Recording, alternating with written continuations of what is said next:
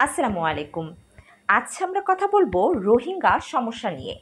এই সমস্যা শুধু মায়ানমার আর বাংলাদেশে নয়, বরং এটি পুরো বিশ্বের একটি মানবিক সংকট। চলুন শুরু থেকে দেখি আসলে কিভাবে এর সংকট তৈরি হলো, রোহিঙ্গারা কেন বাংলাদেশে আসতে বাধ্য হলো, আর বর্তমান তাদের অবস্থা কেমন। প্রথমে আসা যাক রোহিঙ্গাদের উৎপত্তি ও পরিচয় নিয়ে। রোহিঙ্গারা মূলত মায়ানমারের রাখাইন রাজ্যের মুসলমান জনগোষ্ঠী। ঐতিহাসিকদের মতে তারা শত শত বছর ধরে সেখানে বসবাস করে আসছে, কিন্তু মায়ানমারের সরকার তাদের কোনোভাবেই স্বীকৃতি দিতে চায় না। 1982 সালে নাগরিকত্ব আইন অনুযায়ী রোহিঙ্গাদের নাগরিকত্ব কেড়ে নেওয়া হয়, ফলে রাষ্ট্রহীন হয়ে পড়ে। এই অবস্থায় তারা শিক্ষা, চাকরি, চলাফেরা সব ক্ষেত্রেই বৈষম্যের শিকার হতে থাকে।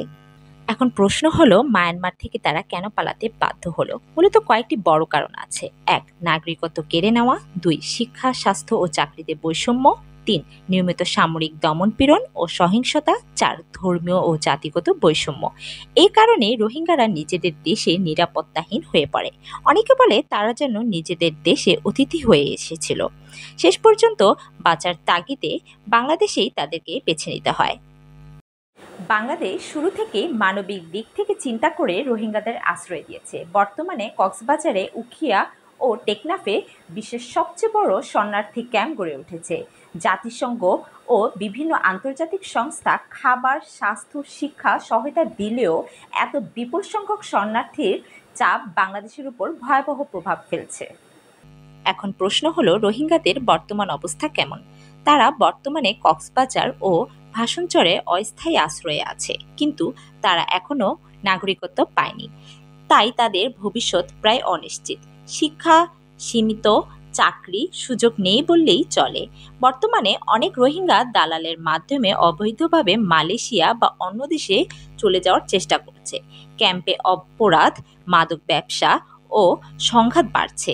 বাংলাদেশের জনগণ ও অর্থনীতির উপরও এটার বড় প্রভাব পড়ছে। সবচেয়ে গুরুত্বপূর্ণ ব্যাপার হলো, মায়ানমারে রাজনৈতিক সমাধান ছাড়া এই সমস্যা শেষ হবে না। বাংলাদেশ চায় রোহিঙ্গাদের নিরাপদে নিজ দেশে ফেরত যাক, কিন্তু মায়ানমারের পরিস্থিতি অনিশ্চিত থাকায় সে প্রক্রিয়ায় আটকে আছে। সুতরাং রোহিঙ্গা সমস্যা শুধু একটি মানবিক সংকট নয়, এটি আঞ্চলিক নিরাপত্তা ও রাজনৈতিক সমস্যা। যতদিন মায়ানমার তাদের নাগরিক হিসেবে স্বীকৃতি না দেবে, ততদিন রোহিঙ্গাদের দুর্দশা চলতেই থাকবে। বাংলাদেশের সীমিত সামর্থ্য দিয়ে তাদের চিরদিন ধরে রাখা সম্ভব নয়। তাই আন্তর্জাতিক সম্প্রদায়ের দায়িত্ব আরও বেশি করে এগিয়ে আসা।